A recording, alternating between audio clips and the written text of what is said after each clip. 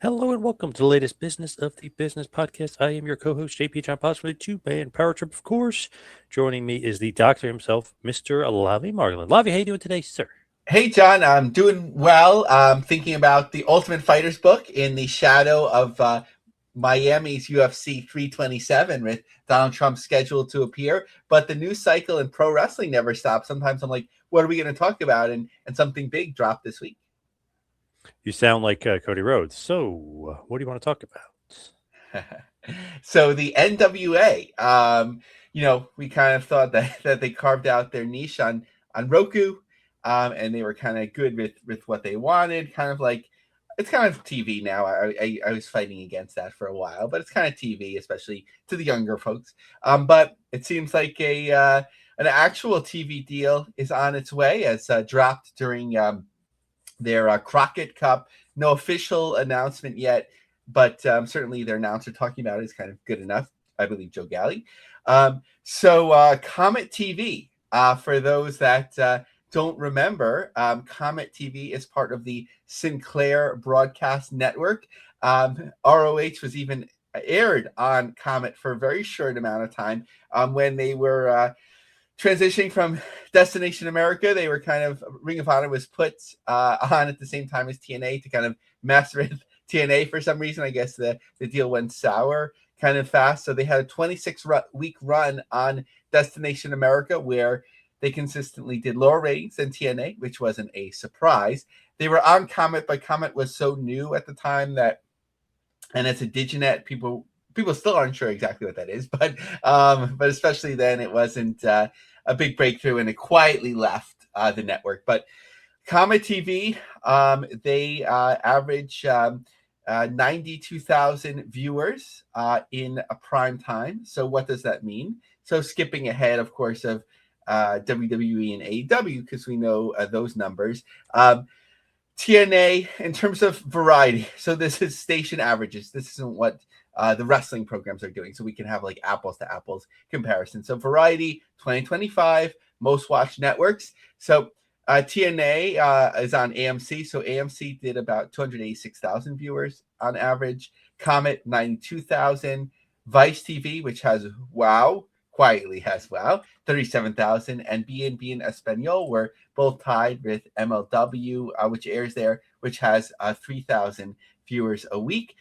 Something else to keep in mind, in terms of their distribution, especially over the air. So this is this sort of thing where, there's the regular channels, depending where you are, 2, 4, 5, 7, 9, 11 was traditionally in New York. So here it would be like 2.5, in New York, or LA 9.3.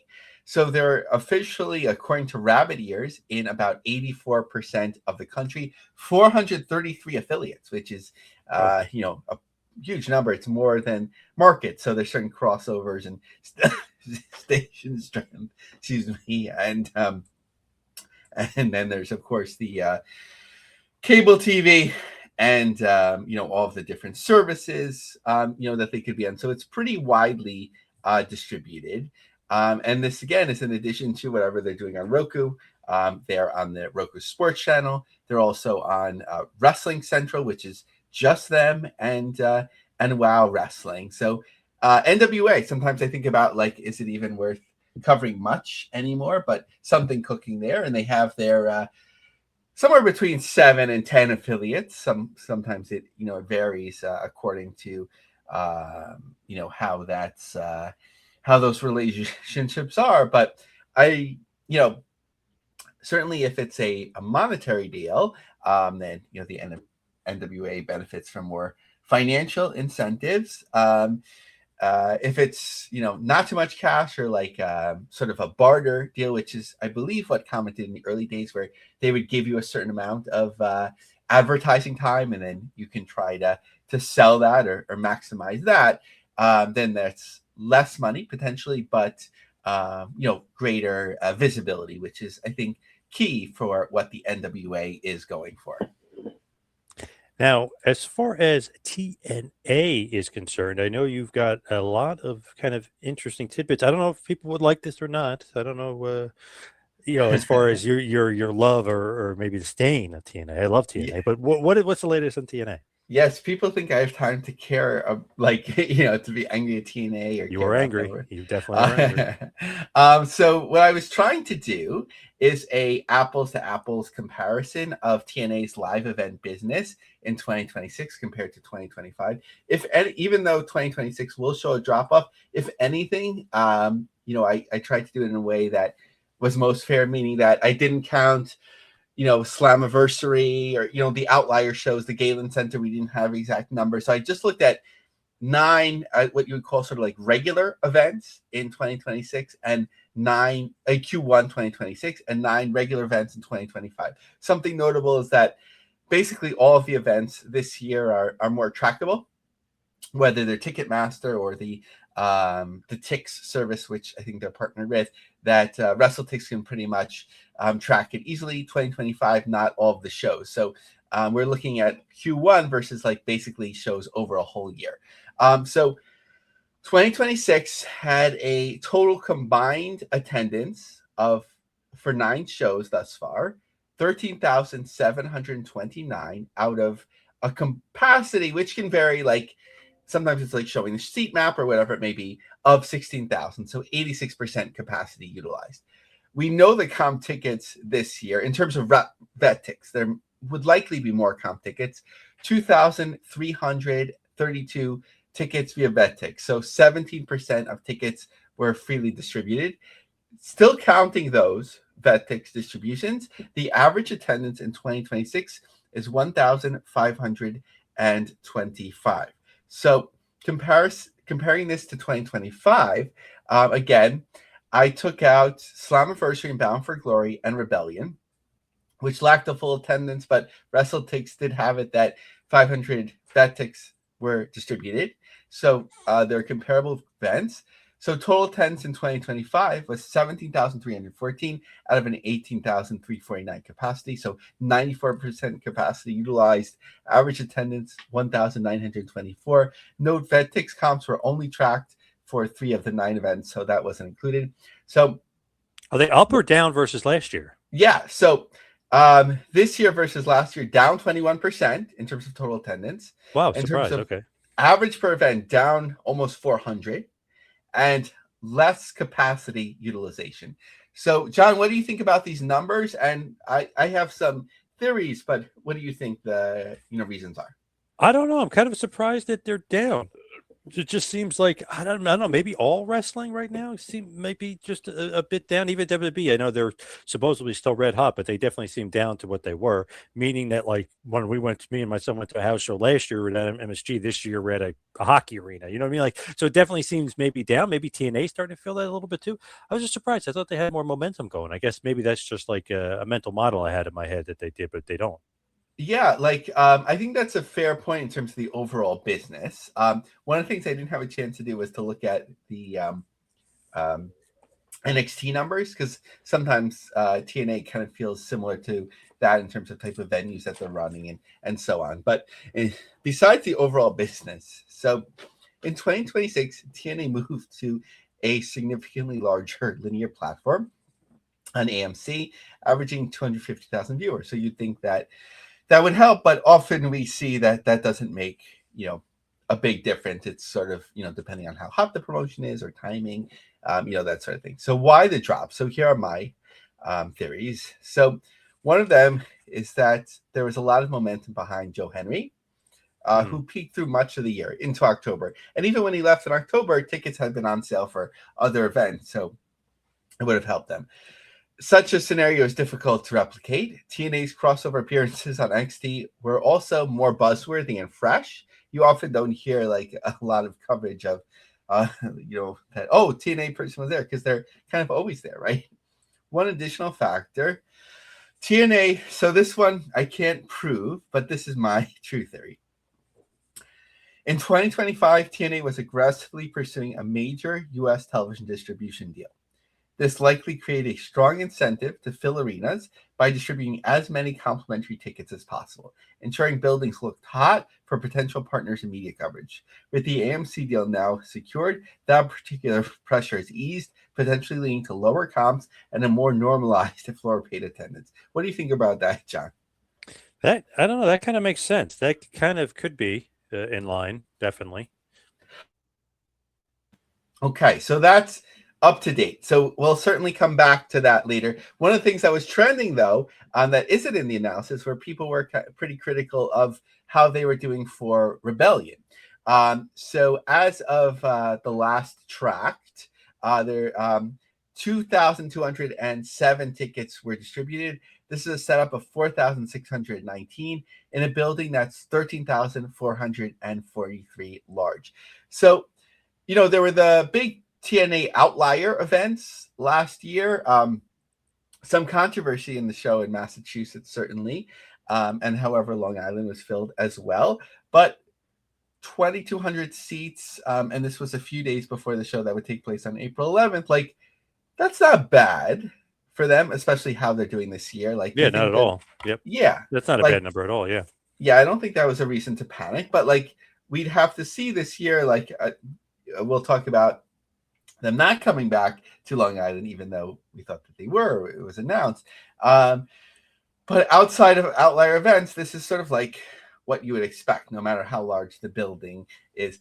When I first saw this headline, John, I was like, what are they talking about? I was like, he's going to wrestle, but he won't. But Bernie Kosar. Yeah, that was an interesting. I was like, whoa, Bernie Kosar. I love Bernie Kosar. Yeah, like that was like when I watched football more. So Cleveland native Nick Nemeth previews the TNA Wrestling Rebellion Showcase event to be held at April 11th, and Bernie Kosar will be in Nick Nemeth's corner. So a little bit of that, nothing new in pro wrestling, but a little bit of that celebrity magic that WWE is trying to utilize. So, we'll see in the end if that helps ticket sales. Always a good idea. So it's a mainstream, as long as it's, fits the budget or whatever.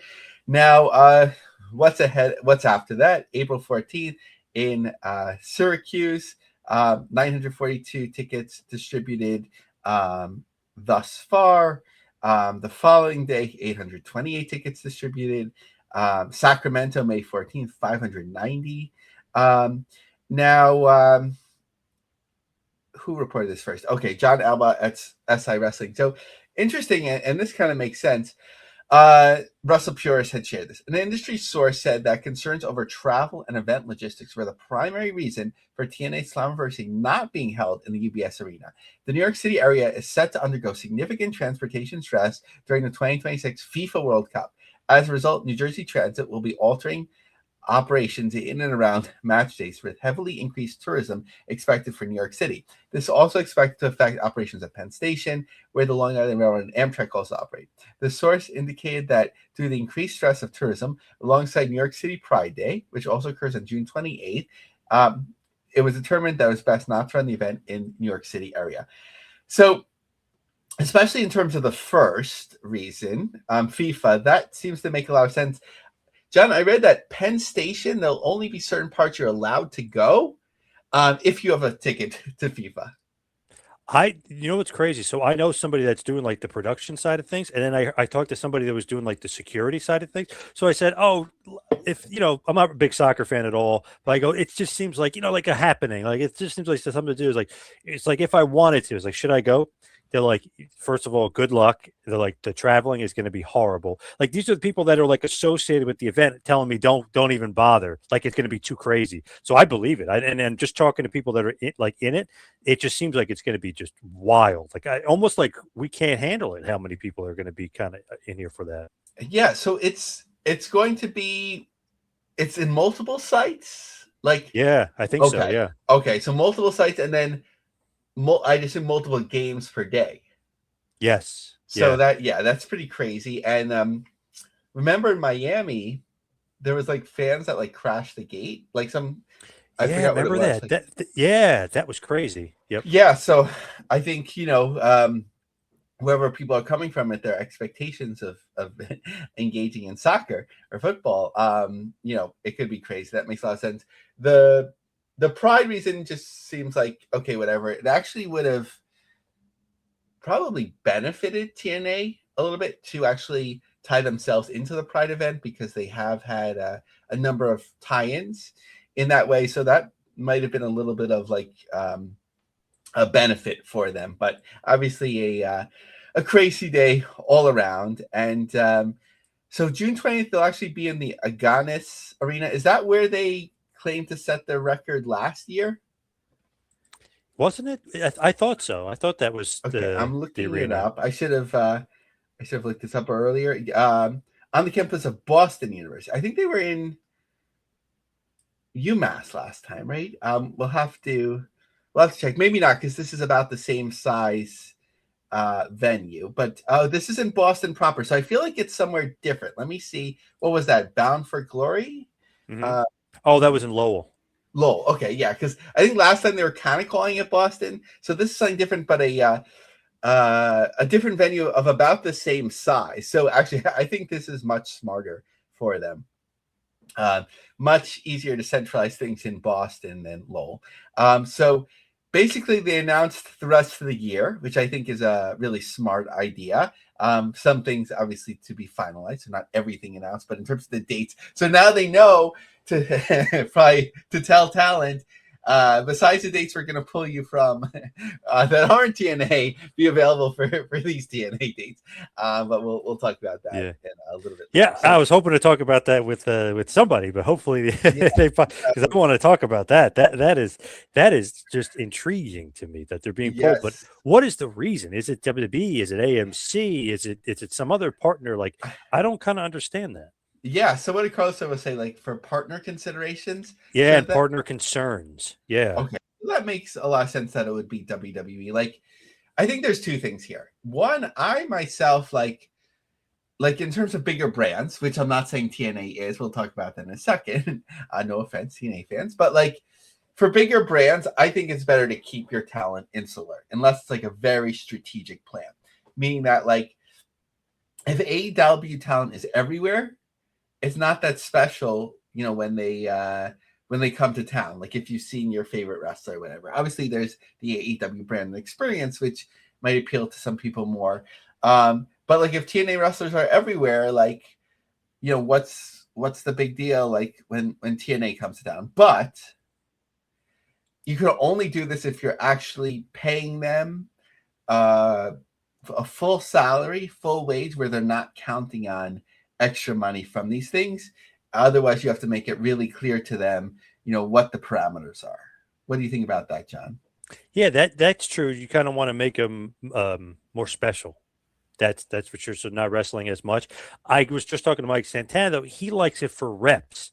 You know, keep it going because sometimes, you know, you guys aren't wrestling as often. He likes doing indie shows and stuff for more reps and getting out there. So he likes it just to keep going because let's say TNA tapes 3 shows or 2 shows in a week. Then, you know, the other weeks are open. You obviously can make money too, but like he likes to keep the reps going, keep it strong that way. Yeah, no, I think like I know that the business keeps churning and like it's hard to get people together and who would fund such a study and whatever. But like I think it'd be smart to like find that balance between like burning talent out like crazy, which obviously we saw, you know, in the 80s, early 90s sort of thing, and then late 90s.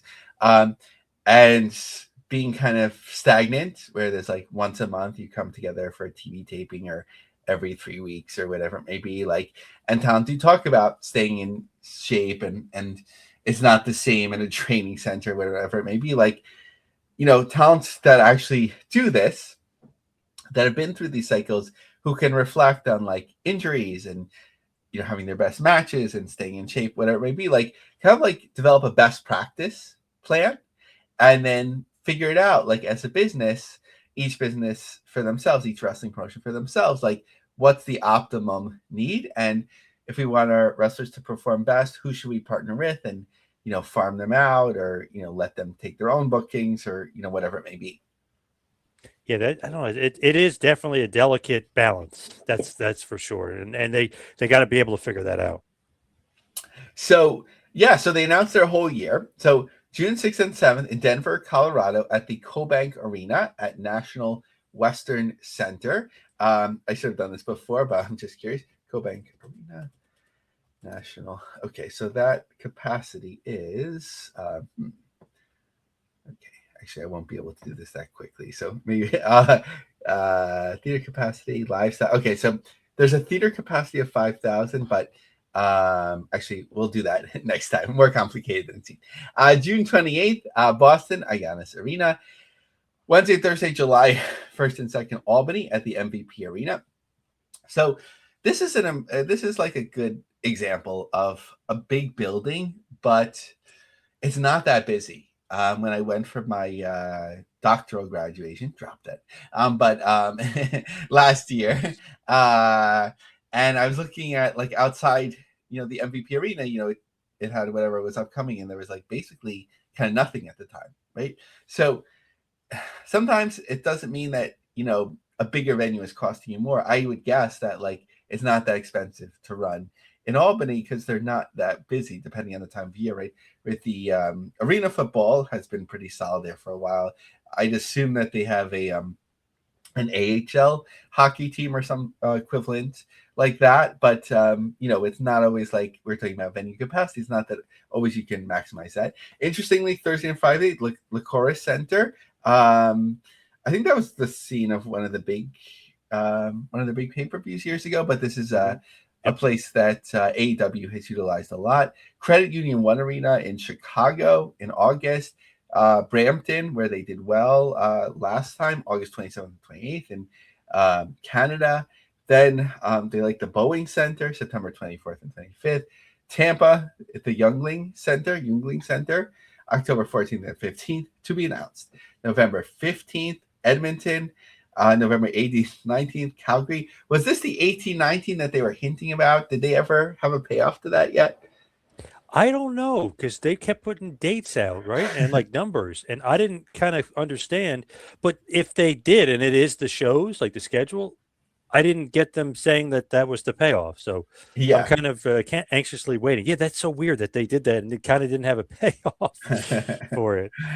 If November 18th and 19th, I'm sure people in Calgary that like TNA are happy. But to get everyone speculating about that's more like an AEW thing. Kind of like, I think Tony Khan calmed down about that a little bit, right? Like tonight will be the biggest announcement type of thing.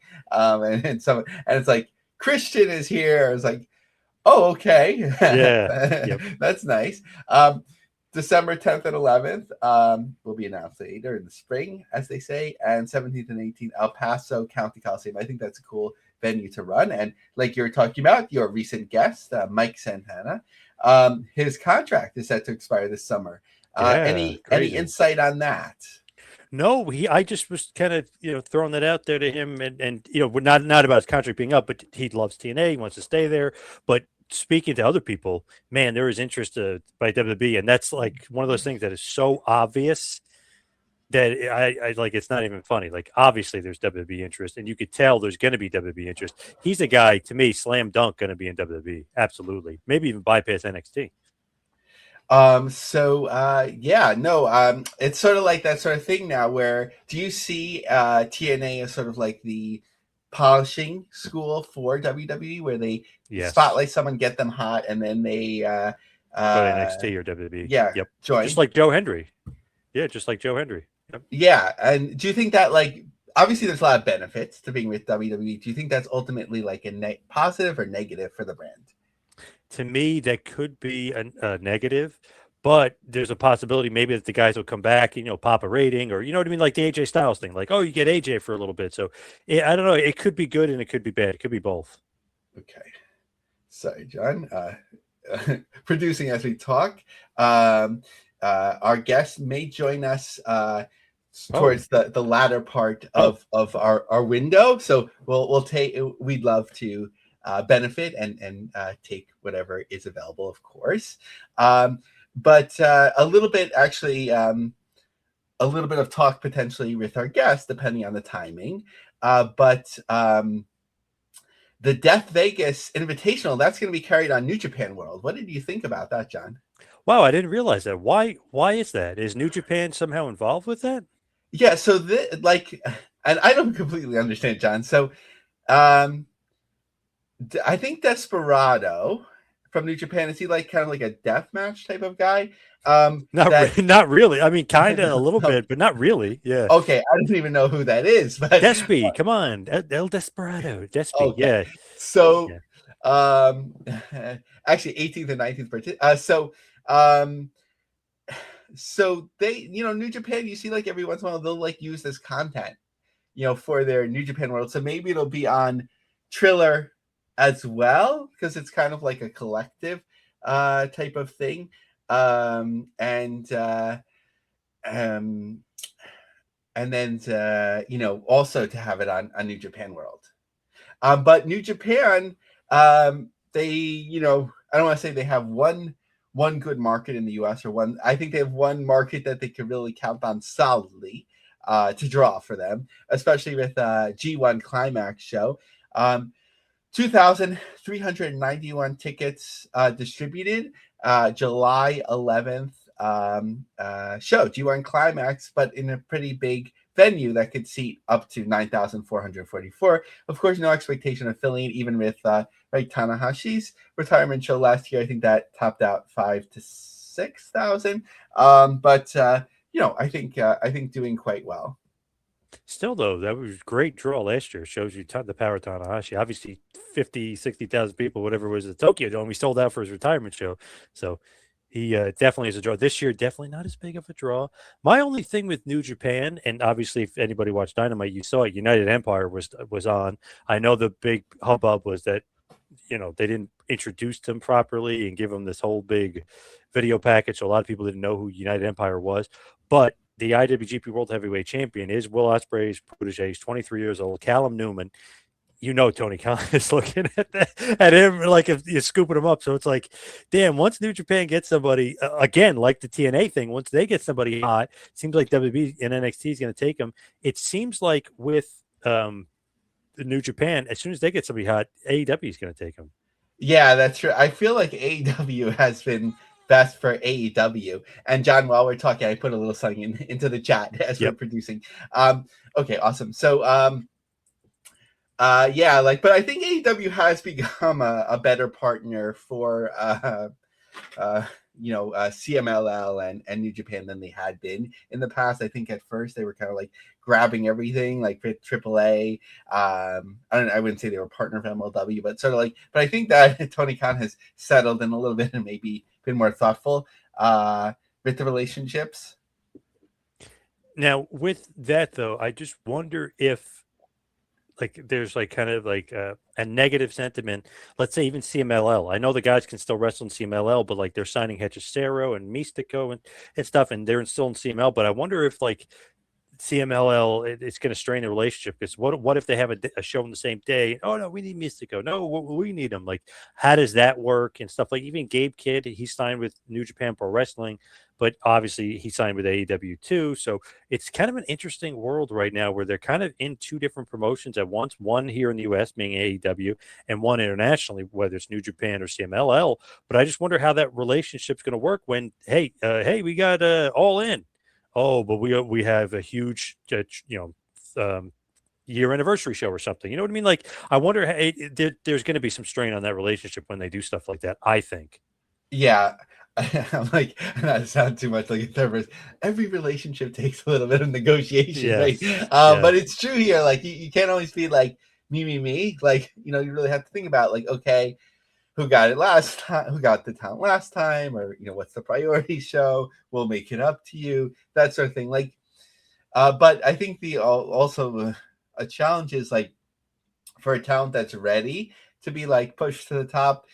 I don't unless you're just lending them to them occasionally, you can count on that if you have to split it a little bit. But I don't know, how was that WCW New Japan relationship forever? It was sort of well, I guess towards the latter part, it would be a talent that I don't consider lower level, but sort of lower priority for WCW, Ray Trailer, or Michael Wall Street, or that sort of thing. They would just tour New Japan and it wasn't worried. But earlier, with Eddie Guerrero and Chris Benoit and whatever, you had to balance the two, right?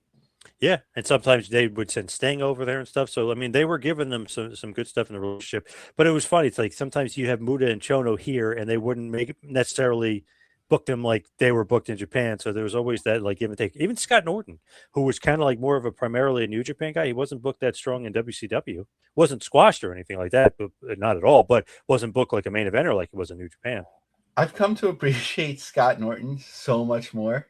Oh, he was Like great. He was awesome. Yeah. in WCW, sometimes he was portrayed like kind of like boring, like he Mm. had no personality or like fire and ice sort of thing. Yeah. Like that was like a little bit awkward. But like you see him like teaming in New Japan, especially even before he joined WCW, maybe in the early days, like with Vader and Bam Bam Bigelow and that sort of thing. He was like larger than life. He was just like a gigantic human being, and like if you utilize him correctly, there's so much you can do. I totally agree. Now, just kind of maybe finishing off some of the news. What's going on in MLW?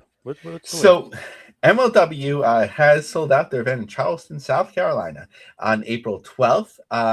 So moving along, May 9th, Chattanooga, June 11th, New York City, June 12th and 13th, Philly at 2300 Arena. That one looks most shaky. There's so much. I mean, there's always so much activity at 2300 Arena and it's smaller. That if you're hot, you can draw. But that looks like more of a struggle for them. Even November 7th looks good though in Chicago all the way out. This April 12th show, like we talked about, it's like has so many brands involved. Not only Don Gato Tequila, as long time listeners of the show know, I call it El Gato sometimes.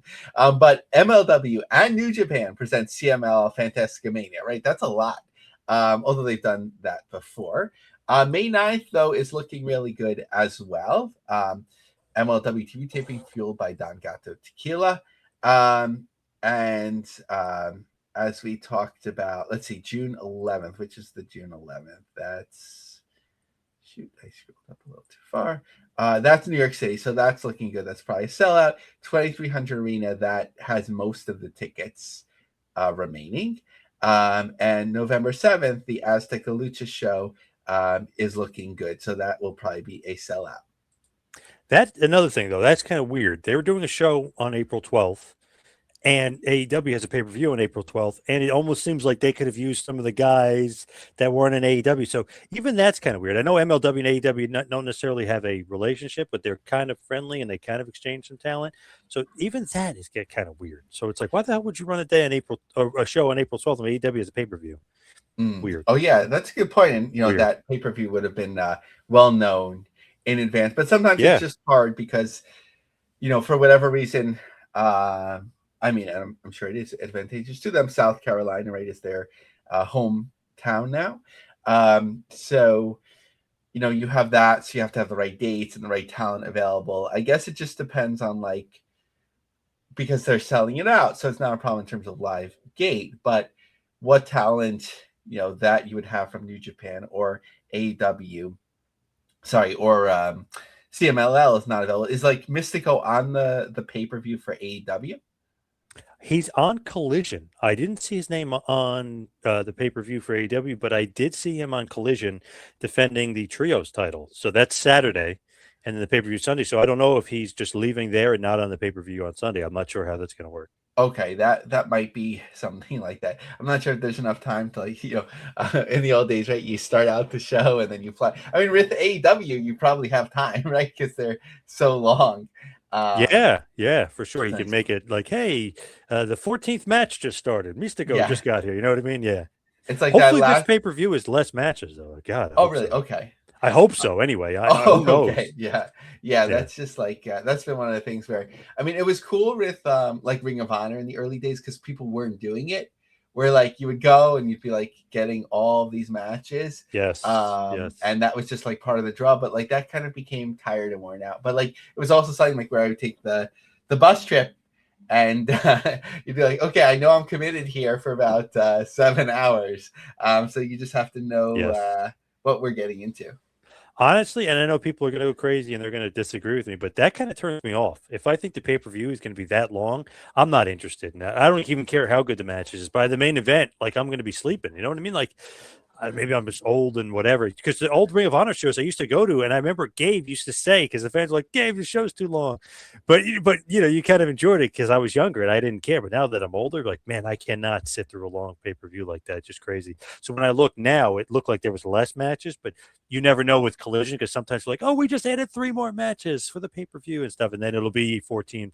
But hopefully he's listening to the concerns of some of the fans, because I've even seen some diehard sickos even say the shows are too long, which it was shocking to me that they would agree, but they are, some of them. It's just crazy. Like if the show starts at 8 and ends at 12, like, all right. If it ends at 1, like, holy crap. And you're watching the pre-show from 7 to 8, that way too long. I would prefer it to be, let's start at 8 and let's end 11:30-ish. Yeah, an amazing show that's like 3.5 hours long is acceptable. So like I feel like, it has to be at least 2.5. Yeah. And 3 is like, ideal. Maybe even like 2 hours and 3/4 or whatever. Yeah. But like anything beyond that in terms of 4 or 5 hours, like you have to have that like in a separate part, like the prelims, and then people can like engage with it if they want or not. Kind of like the UFC stuff. And I think for like, depending on the type of independent show, for like a kids independent show, like 2 hours, 2.25 is like enough. Yep. I once went to one that was like an hour and a half. That was just like too short. But like, I feel like too short. Yeah. an hour and 45, 2.25, like that's, you feel like you're getting your money's worth. But like with young kids, like after 2.5 hours, they're kind of done. Now, what about a little bit of here and a little bit of there? What's going on? Your favorite topic of all time? Yes. So starting to get some more attention. I'm not sure what else you could do with it, but we've talked about this briefly here. The Boogie Woogie Man, his last dance. Maybe stream it or something, capture it in some way, a documentary crew or something. Buford High School in Lancaster, South Carolina. So the type of venue that he's performed in, maybe for the last, right? Like when was his last run with Crockett? Like in terms of a national stage, or maybe he was, late 80s, mid 80s. Yeah, maybe he was back in Memphis in the like after that. Maybe they got a little something out of him, but certainly by like 91, 92, he was just doing what he's doing. And I'm not sure if you listen, John, to Outlaws and Independents podcast. No, but I love Bo. Yeah, Bo, and he's giving me like so much more of an appreciation for the Boogie Woogie Man. Just like, sometimes you see people in these venues and, whatever, like you kind of feel a little bit bad, but like he was such, Boogie Woogie is such a hustler and selling his pictures and getting free meals and getting the payout, whatever. Like, I think he's been doing well, all these years. So it's kind of a cool send off. Like if, anyone can get there, a fundraiser for the high school baseball team. Nice. I remember years ago I interviewed Boogie Woogie Man, and it's so funny. Afterwards, he's like, "Hey, have you ever seen my book?" And I was like, "Yeah, I'm aware of it. Would you like to buy a copy?" And he was like, such a good interview. I'm like, "Hell yeah!" And he signed it for me. And he shipped it out. It wasn't, it was like what, I don't know, $25, whatever. But I was like, "That's awesome!" Like, of him, like kind of corny-ish in a way, if you could say. But I was like, "Hey, I did interview with him. I thought it was great. Do I want to buy the book?" I'm like, hey, why not? What am I going to say? No, like, of course I'm going to say yes. So I just thought that was great of him. Like, that was smart. Like, he signed it and everything, but he was really cool about it. But it's just so funny. I was like, Jimmy Boogie Woogie Man never stopped working. Yeah, no, and he might have given you a discount on the price, John, because like when I was super into like pro wrestling biographies, when they were like sort of like more of a novelty, I remember his book was like, I think it was more expensive. It was like, yeah, because I remember I looked it up. It was I think it was 40 or something. Yeah. And he gave me the book and a signature for 25. Maybe you like the interview. Maybe, who knows? Nice, yeah. Given the attention, hopefully he sold some more books from that. Yeah, $40 plus shipping. Like I was always like, I kind of read it. I'm not sure. Like sometimes with like pro wrestling autobiographies, they're like not well done. It's sort of like very self-published sort of thing. Like, and I don't mind self-publishing, but like. Sometimes they're a little bit shaky. So I was like, putting themselves over the whole time. Yeah. Yeah. I don't know if I want to, take a risk on this. So I'll have to get your book review a different time, John. But now, I do think, by the way, I think it's being filmed and stuff because my buddy who works for High Spots, I thought he was associated with it. So I think it is being filmed. I think as far as that, don't quote me on it, but I think it's being filmed.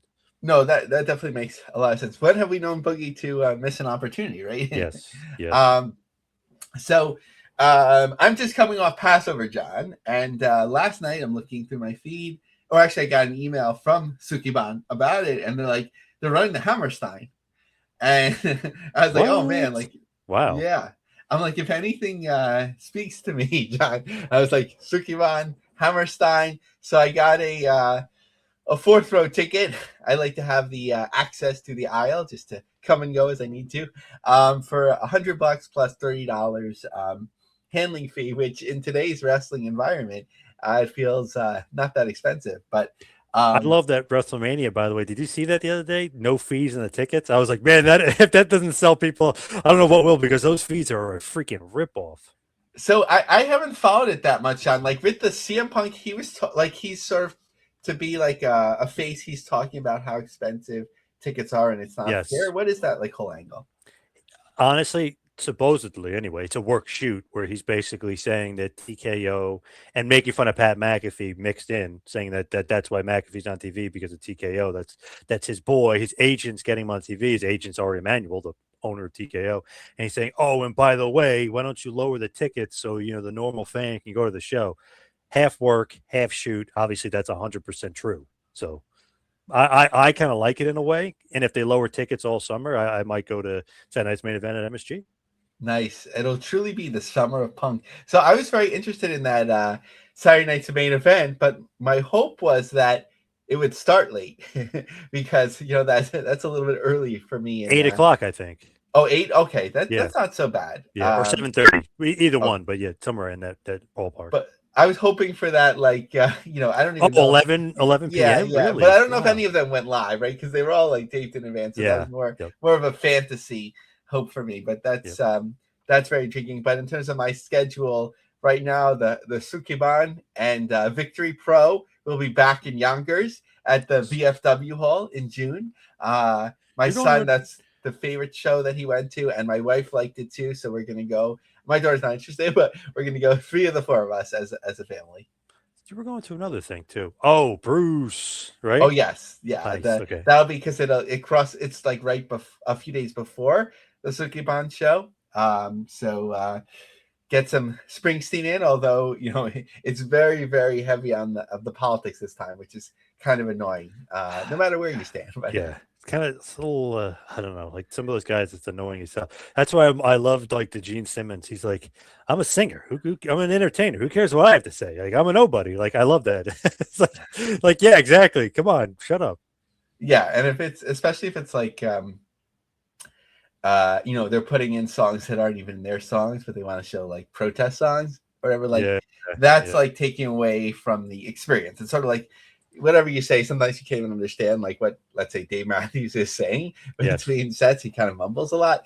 But like if you're not even doing your own songs, for this. But I do feel very fortunate to have gotten tickets. I haven't seen him in quite a while, and he should be in good health, but you never know. This might be the last time that I see him, depending on ticket prices and when he wants to tour again. Like when I was 15, that's when I became a huge fan, and maybe 16. And I had like a job that like you give stuff out on the street, but it was sort of a promotional company, and they were paying me $15 an hour in 2000. Whoa, So I had more money than I knew what to do with, so I kept getting online for Springsteen shows, like day of ticket releases, and hmm I kept buying tickets every night. And one time I got in the third row.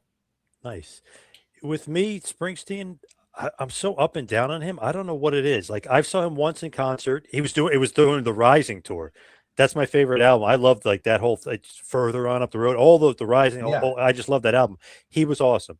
Then I saw him again at Giant Stadium when Giant Stadium was closing down. He was playing the most random shit. I'm like, what are we doing here? Isn't this like?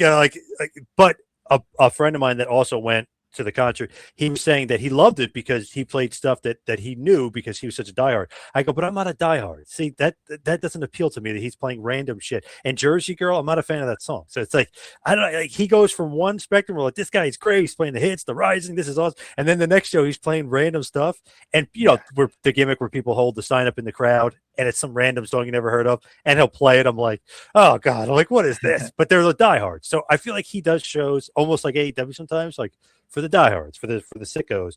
So I'm so up and down on him. It's like crazy. And then like the politics stuff is terrible. But then he was good on Curb Your Enthusiasm. So I'm like, I don't know what to think of this guy, you know? Yeah, I think you need that like base of like 8 or 9 songs where it's like you know what you're gonna get, like really like the hit, and then you could kind of play off that. I was actually at, there were multiple dates for both, but yeah, I was at the Rise, like I mentioned, and I was at one of the Giant Stadium shows. I was there on a Sunday night, and it's hard in a stadium because like I had cheap seats and what I mean, I loved it, but like it's not. They're signed to a stadium show that's different. I happen to like the arena better, but something that was like guaranteed, which was really cool, was the last time I saw it. It was the anniversary of The River, which I like that album. Yeah, actually, that album is pretty good too. Yeah. So they guaranteed we're gonna play that all through, and then they had time just for the hits afterwards. So nice. One thing I'm hoping to get is Atlantic City, so I'm gonna bring my book and hopefully open it up to the quotes there, and try and get something live. That would be cool. Nice. I like that. Nice. The thing with Bruce to me is I feel like he definitely sometimes goes too much into the like the randoms, like you know what I mean? Like the very few people in the audience, they know every one of the songs. Like I feel like he plays to that crowd maybe too much. Got to play to the, as Russo would say, got to play to the casuals, bro. The casuals. Yeah, I'm not like a music expert by any means, but I have all his albums, and like I did have a run where I was really into everything. So like, I'll kind of like recognize it, and I am like one of those people, but I'm not like, I think it is sort of fun to think about, he hasn't played this one since that time, but like there are certain things that I would be disappointed if he doesn't play, but you can't be disappointed if it's like he doesn't play like a random thing, but like, the guitar riff on like Badlands or something like that, if you don't get that, like you're kind of disappointed. The Wrestler, that song, if you will. Yeah. I know you love Badlands. But the Wrestler, does he ever play that live or no? That's a great question. I've never heard it live. I love that song. I don't know why. I just love that. Obviously from the movie, but I just think it's a great song. Yeah. If you ever met a broken down pony, then you a one trick pony. Yeah. A one trick pony. Then you know me, that was great. Yes. I mean, I love that movie. Like for me, I mean, I haven't watched it recently because like after the 4th or 5th time it stopped holding up as well. But like I loved it in the theater, and then I would watch it, a number of times. But I hate when like every like old wrestler, like they go for that. They're like, it's like the living embodiment of the wrestler. Like it takes away sort of the nuance, of everything. Our guest should be joining us momentarily, John. Oh, nice. Okay. You know what's interesting though with the Wrestler? It came out the same year as Gran Torino, and I thought Gran Torino was actually the better movie. Even though I love wrestling and the Wrestler, I just love Eastwood, so I thought Gran Torino was actually better. I don't know if you've ever seen that. I remember the name, and now that you say Eastwood, I kind of make that connection more. But I did not see that. So was he like an old cowboy? Is that what that? No, it's actually interesting. He's kind of like obviously he's an older guy, but he befriends a kid from the neighborhood who's kind of getting picked on by these punks and these other people.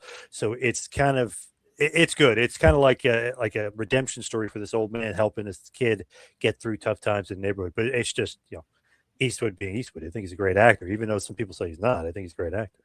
What year did that Pixar movie come out? Up, right? Oh God, with the old guy. Yes, that's not bad either, actually. Yeah. Now, I just want to throw this out there, Lavie. Hopefully, the guest joins us soon. But before he hops on here, I don't know if people are going to have interest in this. This is nuts. During WrestleMania weekend, maybe GCW will be a part of this. Did you see this? The Miz I guess he's a pastor or whatever you want to call it, the person that can marry people in the ceremony. The Miz will be marrying WWE superfans in ceremonies on Thursday, April 16th from 3 to 5 p.m. Pacific time in the first ever WWE wedding experience. To register, go to tagteamforlife.com. Did it How say the crazy price? is that? Yeah. Did they have the price? Oh, let me see if there's a price. Isn't that weird? As well, I guess it's Vegas, right? So it's kind of a smart idea, maybe like a little bit too much. It kind of, I don't know which is more ridiculous, doing that or cooking pasta in Italy with your favorite WWE superstar. Well, it doesn't have a price, but if you put in all your information and you hit apply, you go to the next round. And I think that's, I'm not putting it in, but I think that's what tells you how much it is.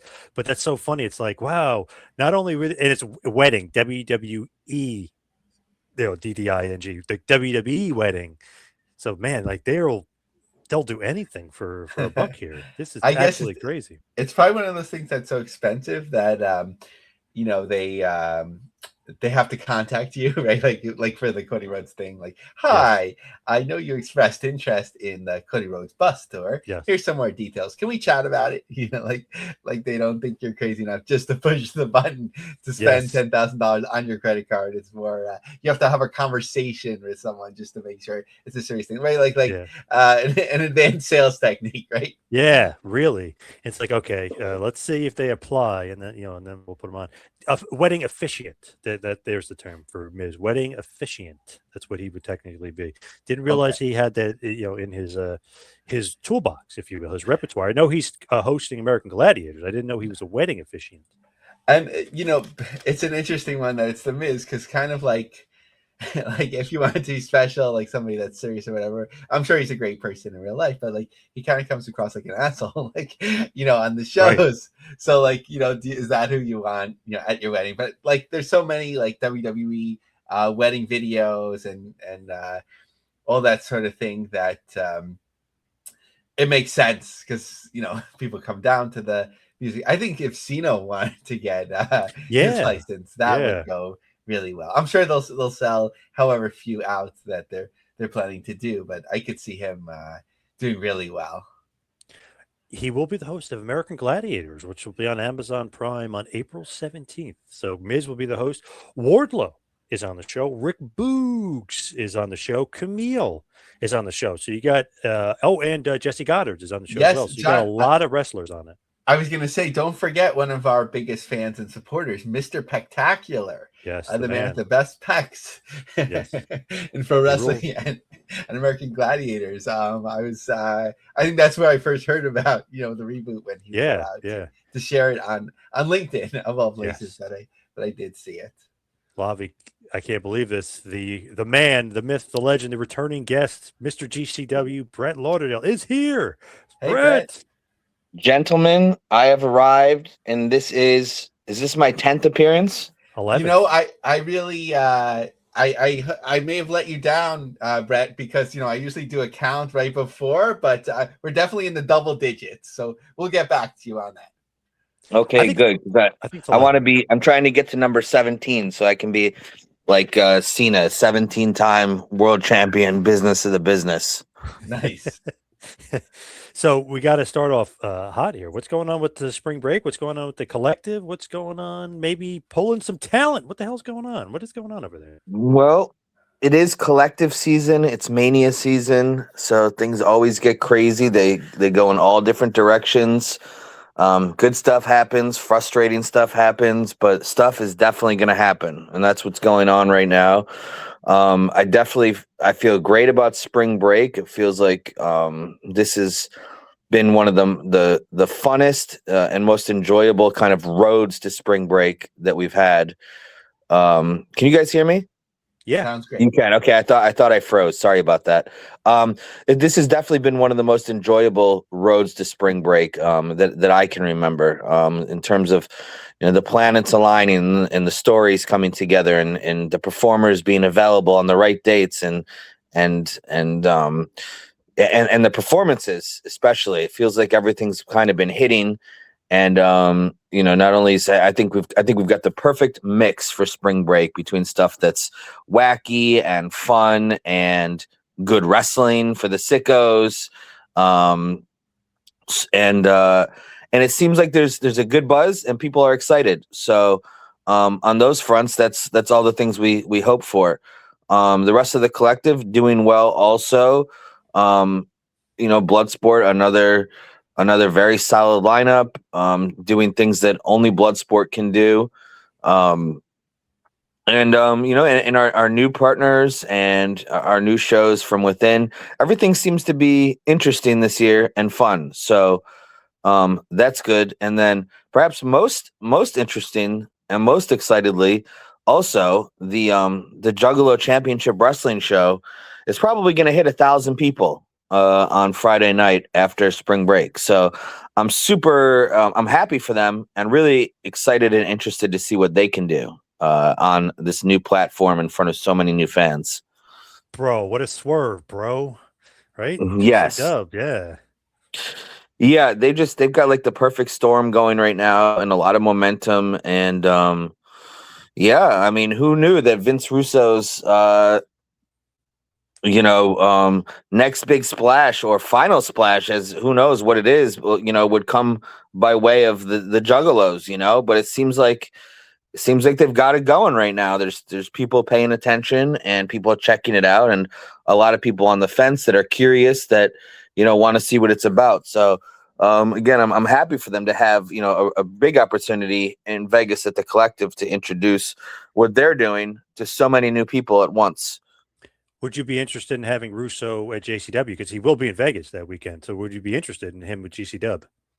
Well, of course, anything is possible, and for a cameo, why not? But I think Vince Russo he's literally living that JCW Juggalo lifestyle right now. I'm not even kidding. I think I talk to Violent J all the time, and always about wrestling because he's obsessed with wrestling, and it sounds to me like Vince Russo is doing this all day, every day, just like Violent J is. So.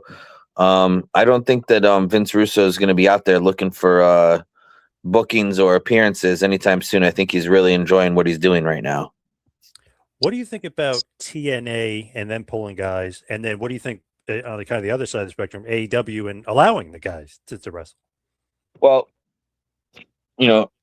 for what it's worth, AEW has always allowed people. There's been stretches over the years where it's, they're cutting back, or they're not going to let these people do that anymore. But it seems like a lot of it's been on a case by case basis. And even when it hasn't gone my way, GCW's way, I've always felt like, all right, well, I mean, it does somewhat make sense, even if I don't agree with it. So I feel like AEW, and I'm sure that there's times too when, we're not specifically applying to GCW where they've pulled people where maybe it was a little more confusing than others, but I think overall, if you look at the caliber of people that AEW allows to do indies and outside work, it's commendable. That they let these people go out there, considering what's on the line. As for TNA is another company who really is, up until this point, very rarely do you hear about TNA pulling somebody. This seems to be, I don't know. Who knows what the real story is? I mean, there's a lot of speculation. Oh, well, it's not really their decision. It's WWE's decision, or it's, this or that. I mean, who really knows? Outside of, I guess TNA and Carlos themselves. But obviously, the timing's not great, and the optics are not great. And, you would hope that, you would almost hope that it is WWE telling them to pull these people for some reason, because if it's not, it is a self-inflicted wound with bad timing. And, it doesn't seem like they're really benefiting anything by pulling these people. And it's only doing harm in the eyes of the fans. And ultimately, at the end of the day, that's what matters the most, what the fans think. And, and also, I guess, what the locker room thinks too. If guys feel like they're getting pulled from work and money for no good reason, that does not do a lot for the morale in the locker room. So, I'm hoping that, maybe it was out of their hands, or maybe their hand was forced, and, it's something they just had to do because they had to do. because certainly, the fans and the wrestlers don't seem to be happy about it right now. Obviously, with GCW and AEW, like you said, you got to be able to use a bunch of AEW guys through a long period of time. So that's pretty cool that they do that. You got some returns kind of coming, like Great Jungle Boy and stuff. So you guys definitely have your fair share of guys that they allow you to use easily. Yeah, I mean, we've had some people that have worked with us for years, both from before they went to AEW and then and continuing when they were signed. And yeah, I mean, we've had people reach out to work with us, that never came to fruition, but not because AEW said no, just because scheduling didn't work out. So yeah, I think it's we seem to be in a good place right now where, again, as I said yesterday, I made a post on social media about, there's been some bumps in the road over the years, but that's bound to happen when you have a relationship that's going on 6, 7, 8 years. Things are not always going to be super easy, and there's going to be disagreements or whatnot along the way. But I'm happy. And again, I'm thankful, that AEW has been so good to us over the years. Just tell us about One Night Only at the arena. Is that show pretty special to you? I think Ruckus will be there, which is a nice little tip of the cap. Ruckus. So what's going on with One Night Only? Yeah, Ruckus is a longtime friend of mine, and he's an indie wrestling Hall of Famer and a certainly a South Philly legend. And he'll be going into the 2300 arena, or ECW arena, as some of us call it, Hall of Fame on that night. But that's of course it's special to me. For years I tried to convince myself that it wouldn't be special to me. People were always saying, "Oh, when are you guys going to go to the ECW arena?" And I wasn't, for whatever reason, it just, for a variety of reasons, it just didn't sound too appealing to me. But, as the years have gone by and we've gotten to do so many cool things and check things off the list, it came back around, on the table this year. And, I don't know, for whatever reason, it just, felt like now is the right time. And yeah, now that it's happening and I think more about it and, where I came from and where I started and, both in the business and even as a fan, of course now it's started to mean a little bit more to me now. I mean, it does actually, I mean, it does mean a lot to me,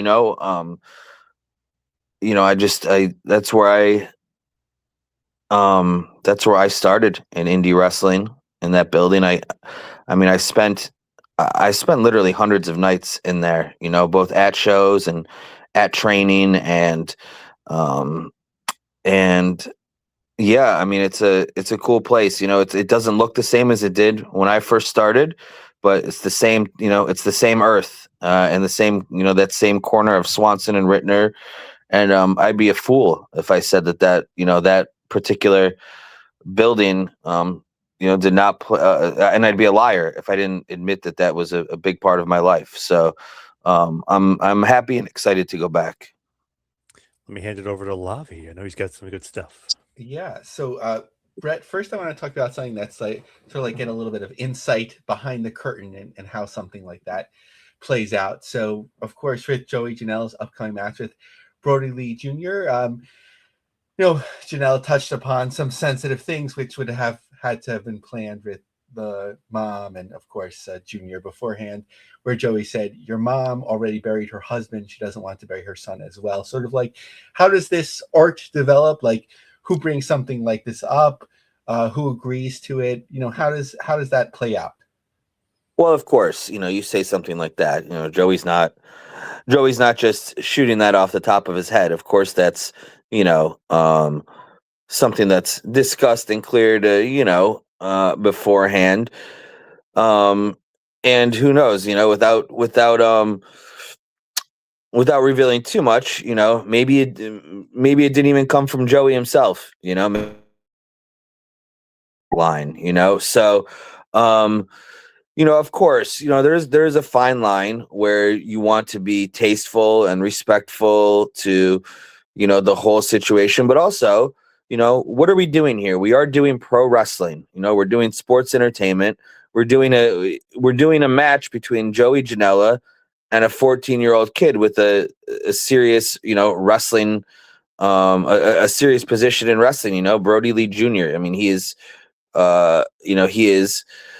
wrestling royalty. His from his father and everybody who supports him and who's watching this. And what are we doing? If we're gonna do this, we might as well go all the way with it, right? Why are we? Why tiptoe around it? Let's make this wrestling. And that's what we've done. And yeah, of course that line, in a real life sense, that would be pretty shocking. But in a wrestling sense, it's par for the course, right? So I think all parties want to make this, pro wrestling. And that's where we've been going with this angle so far in the storyline. And, I feel good about everything that we've done so far. As far as those two are concerned, and at this and at the same time, I just want to say Brody Lee Jr. is already at 14 years old. He's a pretty damn good performer. He has some instincts that you really can't even teach, and it's been awesome, seeing him get out there in front of the crowd and come alive and do these performer things that you just. For a 14-year-old should not be able to do. So speaking about reality and storyline, I was believing one thing till I saw your tweet about it. Maybe I was a little bit out of things for Passover, but unfortunately your Berwyn Eagles Club booking, as many others, have been canceled, with AAW getting the last booking in the venue, at least for the moment. You referred to it as a fake stabbing, and that seems to have become the prevailing narrative. Like, what exactly happened here? Some people were also referring to GCW talent being involved. I don't want to throw anyone under the bus. I don't even know who it is, but like, what is the situation as you best understand it? Well, maybe I should be even more clear. It's not a fake stabbing because there's no stabbing. There was no knife and nobody got stabbed. So maybe I should have been more clear about that.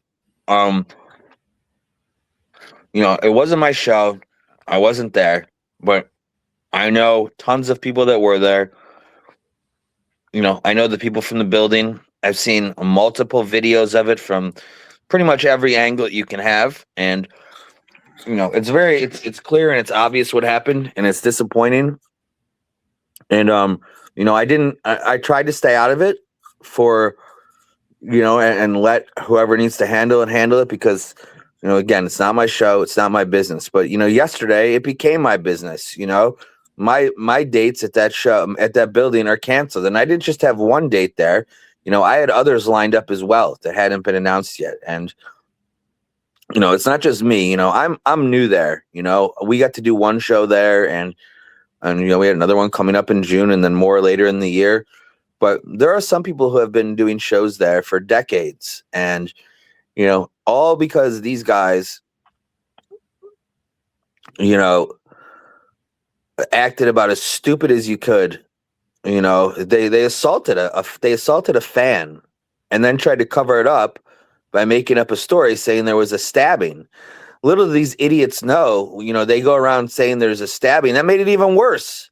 That takes it from a story, about a fan getting in a fight at a wrestling show to getting it on TMZ and to getting it in local news and getting the attention of police and municipalities.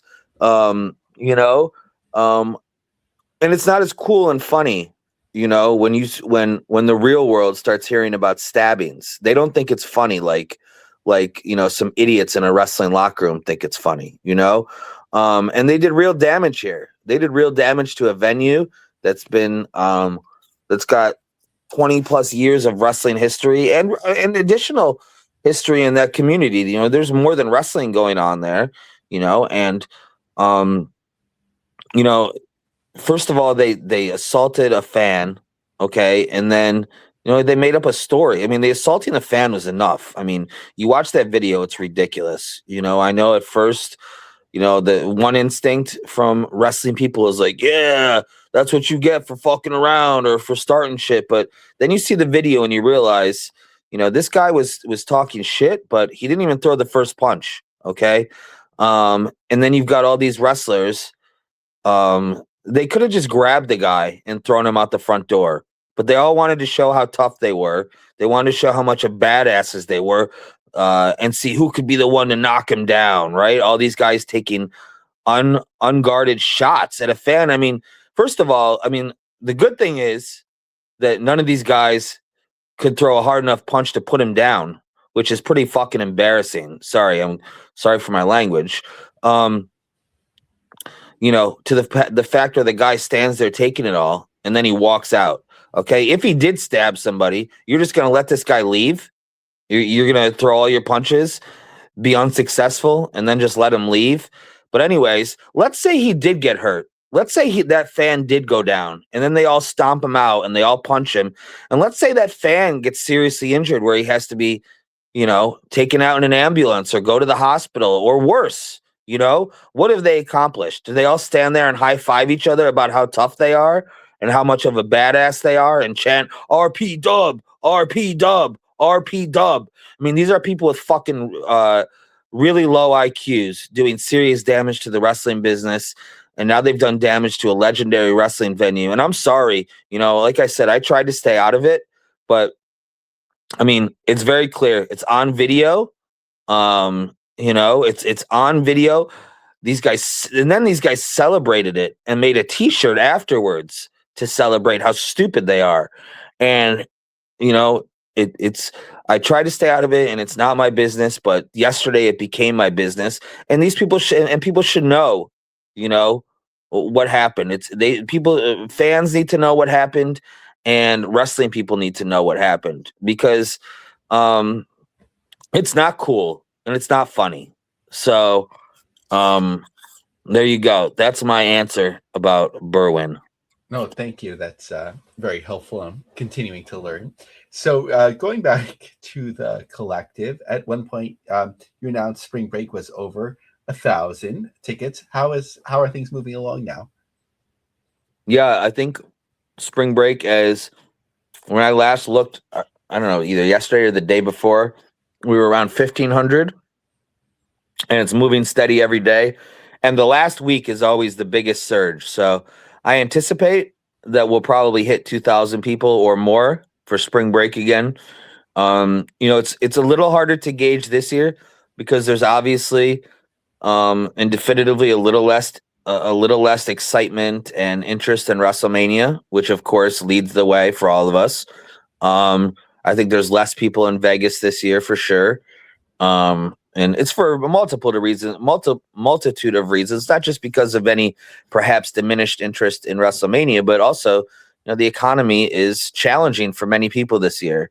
A lot of people that want to go just can't afford to go. So I think there's less people in town. Less, and that means there's less people for us to, draw on and hope for. But with that being said, even with those challenges against us, I expect that spring break will continue to, show strong sales right up until the moment the show starts. And I think, we'll either get to 2,000 again or very close. So, of course, you're busy with your own thing, but your insight into the greater business is always very much welcome. So, Slamfest, how do you think they've done so far in terms of their venue selection and the way that they've promoted some of the bigger brands that they're working with? Well, venue selection, I mean, that's a venue I selected as well. So, it's a very nice venue. I've been there. I've run shows there. There's some serious shortcomings with the Palms and the Pearl, but nothing that would affect the fans who are watching. But there was a lot of challenges, and I mean, there's a reason we didn't go back there, and it wasn't because our shows weren't good or that our shows didn't do well. There was other issues at play that kept us from going back there. And it was offered to us. They wanted us back, but it just was not. After our experience with the Pearl Theater and the Palms last year, without a dramatic change in the way they do business, I would never go back there. That being said, I can understand why they would go there. They had a slightly different arrangement. They came in at a different angle. And they're going to, I think that they've probably experienced some of the challenges I did, but I think it's, they had the benefit of being prepared for those things. I'm cool with Steve and Mojo from Paragon that are the organizers of Slam Fest. They're friends of mine, or we're friendly, or whatever you want to call it. And so I've talked to them both before and after it was announced, and they're not my enemies, so I don't want to see them struggle. But certainly, the way that it was rolled out, I think obviously they didn't do themselves any favors. They probably would have liked to do it in a more timely manner, but I don't think it was all. I think there were certain factors that were out of their hands, things they had to wait on, and it obviously didn't do them any favors. But hey, I'm not mad about it, right?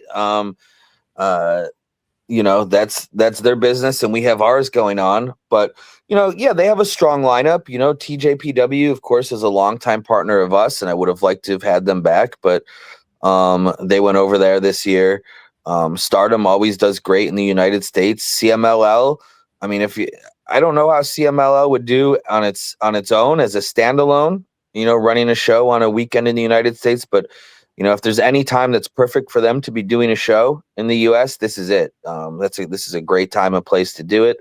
Maple Leaf, I think Maple Leaf, this is a good place for them to be, but I think they're still building up their, awareness, their brand awareness in the United States. So maybe, I don't know what their expectations were, but obviously, they're going against spring break on a Friday night on short notice, probably didn't do them any favors. But, again, I think Scott's still trying to kind of establish his brand to American indie fans, which he's getting there. I mean, people certainly know about it, but, people just need to get more familiar.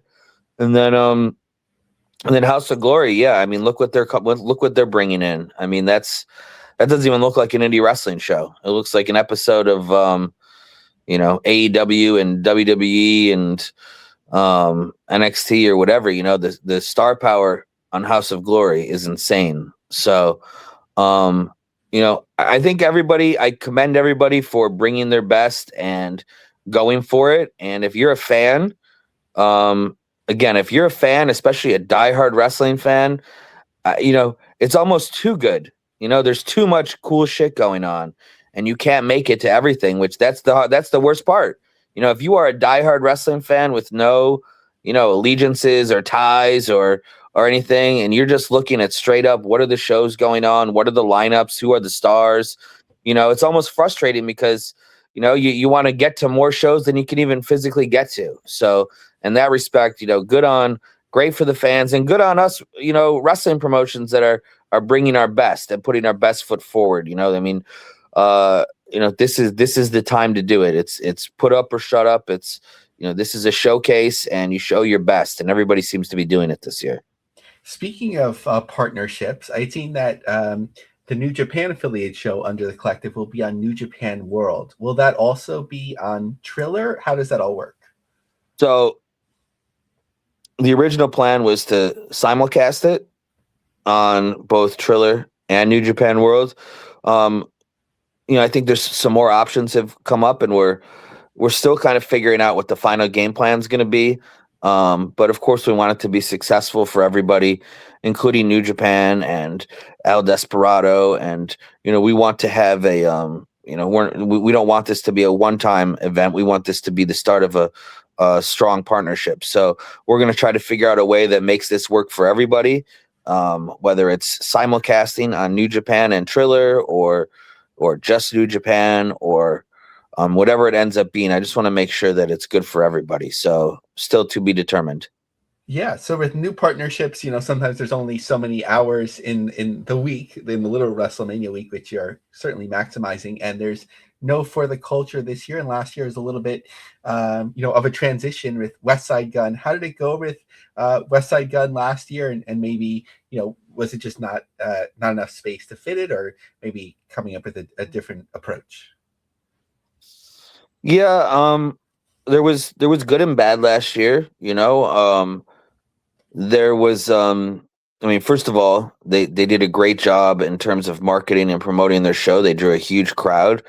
And it was good literal business in a literal business sense. It was good to have them. There was, just like every other show, there was challenges involved, and the transition between the shows wasn't as smooth as some of the others. And they're I think and I haven't been to one of their shows lately, but I think last year they were still very inexperienced and running shows in a production of that magnitude, especially live and within a certain window of time that you have to do it. So I think it might not have gone as smoothly as they would have hoped or we would have hoped.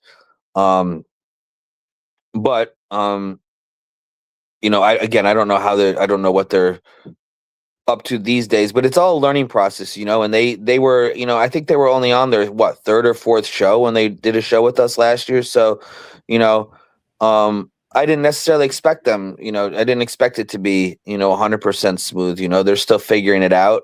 But one thing I can say is, they absolutely do good business. I mean, the numbers don't lie. If you look at their ticket sales, you look at their merchandise sales, there's a lot of revenue going on there. I don't know what their streaming numbers look like, but I mean, I know there's people in the building and they're paying a premium for their tickets and they're buying t-shirts that are not cheap. So they're on to something, but as far as this year goes, it just didn't fit. I don't think that I don't even know if they had hoped to come to Vegas this year. So I think we had, I think when we left off, it was, we'll see you when we see you. And I don't know that it ever truly came to the table for this year. We just had other options that came up. The Juggalo thing came up early in the discussions, and that kind of took one of the late night spots away. And then we also cut one spot this year on Saturday. So there was new partners and one less slot in the rotation to go around. So, it never really came to the table. But I know I'd be open to working with them again in the future if something makes sense. West Side Gun and Smoke Dizza, those are cool dudes. They love wrestling. They're very passionate about it. So those are good things. And I want to be associated with things like that. So one of the things that's been a little bit quieter is WWE ID. Highlighting through GCW. Has there been conversations? Has it just not the timing worked out recently? In what respect? Last year was the different showcase events, and it felt like GCW was hosting some more WWE ID events or talents than it has this year. Well, we did do the one back in August, which I guess August wasn't that recent. Now time flies. Here I am thinking August was a couple months ago, but I guess we're all the way up to April now. But I don't know. It just hasn't come up, I guess. I think the WWE ID program and the shows and the title defenses and all that, I think they certainly serve a purpose and they're productive in certain ways. But if you can't sell 500 tickets or 1,000 tickets, as part of the collective, I think they need to pick their spots. We're still doing business here at the end of the day, and they may be better served to do those events elsewhere and continue to build up the brand, and then the WWE ID brand, and then circle back with us again when the time is right. We definitely absolutely have a good relationship with WWE as far as I know anyways, and the ID program and Gabe and all the wrestlers. I just had Starboy Charlie, or Chaz as he's known now, on our show last week in LA. I mean, there's certainly there's nothing preventing anything from happening right now. It's just not happening. Sure. So of course next year is WWE will be in Saudi Arabia outside of an offer, which I believe you mentioned last time you'd be open to from the region. Like, what are you thinking about, in terms of? Well, I would just like to make a big announcement. I'm dropping I think previously I demanded $50 million to bring the collective over. I was crunching some numbers, and I think we can make it happen for 25 million. So if the whatever the sovereign fund can make that happen, I'm willing to be flexible if they can be flexible. So aside from that, I don't know what's going to happen next year. I still think there's another shoe to drop. I don't have any inside knowledge. It's just my intuition, that there's another shoe that's going to drop.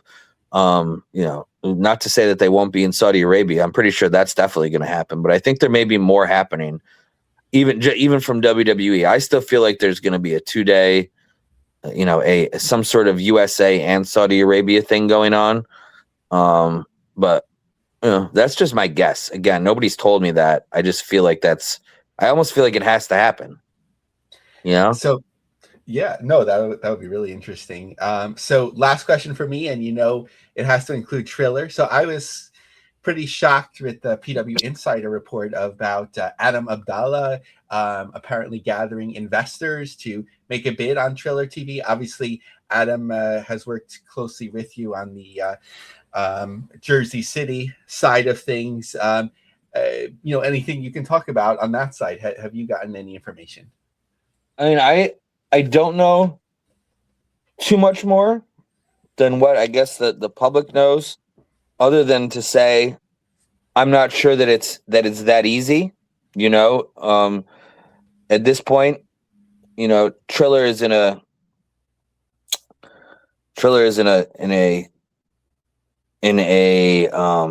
uncomfortable position for sure, and I'm just not so sure. I have not sat and talked with Adam about this and exactly what he's doing. I've tried to kind of stay at a distance on it because I don't want there to be any conflict, and I don't want to. I almost don't want to be involved in that discussion. But I do know that, certainly it's for sale. And I think it behooves everybody for there to be a sale, both the Triller parent company and the Triller TV wing. Obviously, there's some entanglements going on, and there's, who knows, legally speaking, what's going on. I mean, there seems, again, this is only stuff I've seen publicly, but there's been issues with their filings and whatnot, and you've seen numbers reported, and there's debts and this and stuff that happens when there's mergers and acquisitions and all that stuff. And, certainly, we'd all be lying if we didn't acknowledge that, it certainly did not go according to plan for them. So, yeah, I think that they've been trying to sell for some time now. And I think that there are factors on all sides holding up any potential sale with any partner. And I don't think, again, I'm not so sure that it's as easy as it sounds right now. I think some things have to happen first before anybody's going to be able to purchase it. But, you hope that whoever does end up with it, whether it's Adam or someone else, that it's someone who wants to continue the good things about it and, is passionate about it and is doing it for the right reasons. And, certainly somebody who continues to keep GCW at the forefront, of course. So I do think at some point, whenever whatever happens does happen, I think it'll ultimately be at the end of the day, I think things will continue as usual. I don't think Triller is going to suddenly, or I don't think Triller TV, as we know it in this app that we use, I don't think it's going to suddenly go off the air or disappear. I think the keys will be handed off at some point. I just don't know when that's going to happen. Thanks, All John. right. So where can we find and follow and see everything GCW and the collective? Well, of course, you can watch all the shows still without interruption on Triller TV for just, I don't even know how much a month. What is it? $7.99 a month? $9.99 a month? I know there's a special coming up for if you sign up now for in time for the collective. I think they're offering a couple free months or something of that nature, $20 off a year subscription, which is still to this day an insane deal. I think they offer a year for like what $100 or something, or under 100. I don't know, but the deal is crazy. If you like wrestling and all this stuff that's on here, it's a truly crazy deal to buy the Triller TV yearly subscription. But all the events from the collective will be streaming on Triller TV. All the GCWs, Bloodsport, Spring Break. You can watch the Juggalos live in their collective debut. And of course, all the rest of our shows are also on Triller. You can certainly follow us on the artist formerly known as Twitter at GEC Wrestling _. Follow us on Instagram at Game Changer Wrestling. Follow us on Facebook. Follow us all these other great places.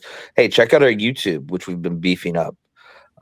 We post all the recaps and hype videos and lots of free matches. Go check that out. Subscribe and do all that stuff, or follow. I don't even know what the word is on YouTube, but do that.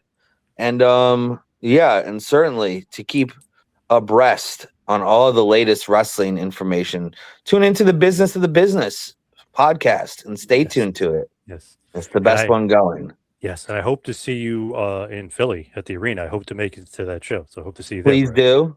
Please flag me, wave me down, and come to the show. It's going to be, in the words of DJ Hyde, a great one. Great one. Yes, awesome. Brett, thank you so much. Appreciate all the time, and good luck with everything. Yes, thank you. Thank you, guys. Thanks, Brett. Thank you, Brett. Bye. Bye. All right, Lavie, you can follow me on Twitter and Instagram at 2Man Power Trip. How about you? Follow me on X, Lavie Marg. Join our LinkedIn group, The Business of the Business, and check out Ultimate Fighters, Donald Trump, Dana White, and UFC's road to the White House. Thank you, everybody out there, for listening. See you right back here next time for The Business of the Business. See you next week, folks.